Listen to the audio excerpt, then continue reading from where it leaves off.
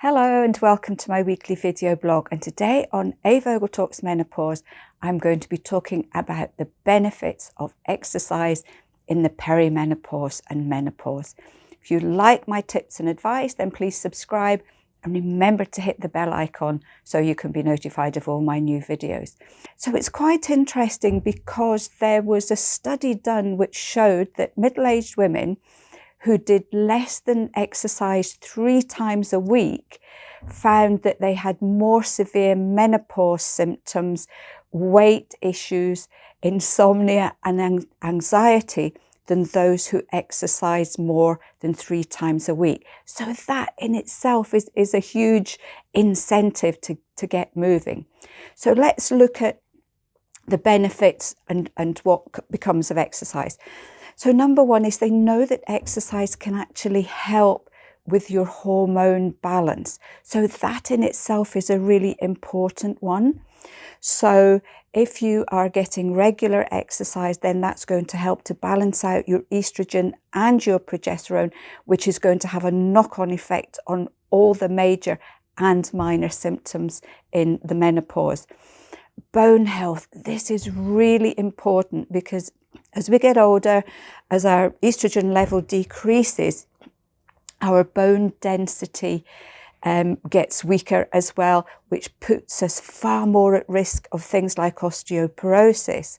So in this situation, things like walking 10-15 minutes a day, jogging, a bit of dancing, a bit of weight resistance, these can all help to reduce the risk of osteoporosis and especially hip fractures as we get into our 70s and 80s. So number 3 is our mood and health. When we exercise, especially if it's a little bit of cardio, this produces endorphins, which makes us feel great. It reduces anxiety and stress and depression. And I know if I have a really good workout, I find afterwards it's almost like my body is singing. It just feels so good.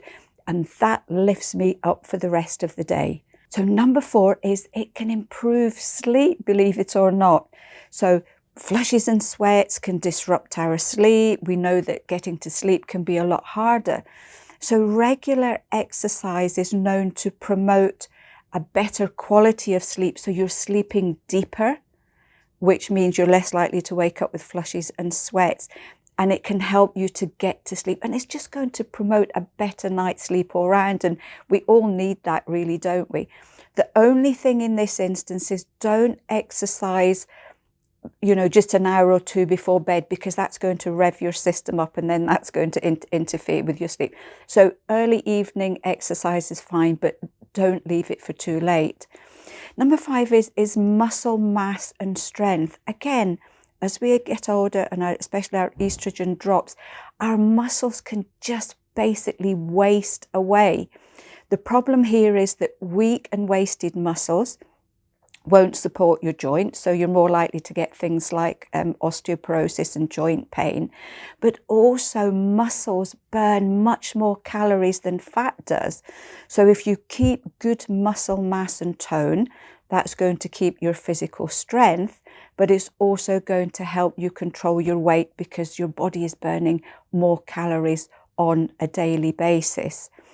And we know, again, from studies, 10 minutes of good exercise before breakfast will increase your metabolism for a good part of the day. So again, that little 10 minutes in the morning will help you to burn more calories for the rest of the day. That's great when you think about it. So again, number 6, weight management. So we know it's all too common in the menopause. We get tired, we get fatigued. We're so busy that we just forget to exercise. We're probably eating more, and then our weight just slowly creeps up until we realize we can't get into last year's summer dresses. So again, regular exercise burns more calories and it will just help you to control your weight that little bit more. Number 7 is cardio. This is another so important one. For women, it's a known fact that post-menopause, we're more likely to experience heart attacks than men. So we need to keep our heart healthy. So some kind of cardio work every week. What they call aerobic work is really important. So that would be things like swimming and cycling, even dancing, dancing in front of the telly or with your earphones on to some good music, 10-15 minutes a day could be absolutely fabulous. Also, regular aerobic exercise will help to reduce your risk of high blood pressure and also heart disease. Number 8, better digestion. Did you know that exercise helps digestion? We tend to get a bit more bloaty, maybe get more constipation during the menopause. So a brisk walk, especially if you're moving your arms like this as well, helps to digest the whole of your digestive tract. So it will help to improve and massage everything. And that can help with your constipation really quite quickly. Joint health, again, we're more prone to things like osteoporosis, joint aches and pain, joint inflammation as we go through the perimenopause and menopause. And this is a really big issue. So gentle exercise here. If you've got joint aches and pains, don't push yourself because that will just make things worse. But you could do things like swimming, yoga, and Tai Chi. You still want to keep yourself flexible if you've got joint pains, and also to keep your muscles strong. As I mentioned before, strong muscles will support your joints much better too. And exercise produces pain-killing chemicals that will reduce the pain and discomfort. Number 10, pelvic floor exercises for those weak bladders. We want to prevent all sorts of issues like a prolapse where the bladder or the womb or the bowel changes. So we want to keep these muscles really strong. So again, weight-bearing exercises, Pilates, absolutely fabulous for this one. So that's something that you should look at on a regular basis as well. So what type of exercise is it? It has to be personal because you have to pick exercises that you enjoy. You know, if somebody said to me, oh, you've got to go out jogging 3 times a week, I would stay in my bed. I really don't enjoy jogging. But for me, I do a little bit of yoga to keep my flexibility going.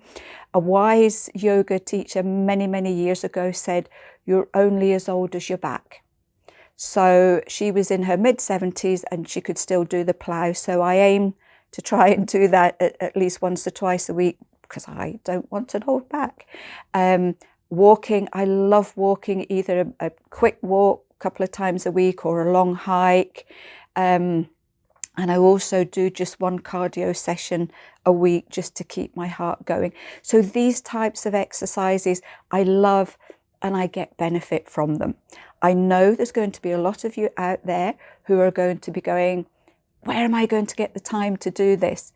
Yes, we're all busy and it can be really difficult to fit this in. But for me, keeping myself fit, healthy, all of these things I've mentioned, I want them to be in tip-top condition. So for me, exercise is a priority. It's not a luxury. And yes, at least one morning a week, I have to drag myself out of bed at 5:30 in the morning. But it just makes me feel so much better on a regular basis. The only thing I would say here is, if you haven't been exercising for a long time, don't just jump straight into it because you will be sore for about a fortnight. It's really important that you maybe get a health check first by your doctor, or if you join a sports centre, they will give you a quick once-over just to make sure that you're fit enough to do the exercises that you want to do. Other than that, go for the exercises that you enjoy, that bring you joy, that make you feel better afterwards. If you're slogging away at something for an hour and you come out and you feel tired and totally fatigued, that's the wrong thing for you to do, because exercise should be lifting you up. So I hope you found this one helpful. There's an awful lot in there.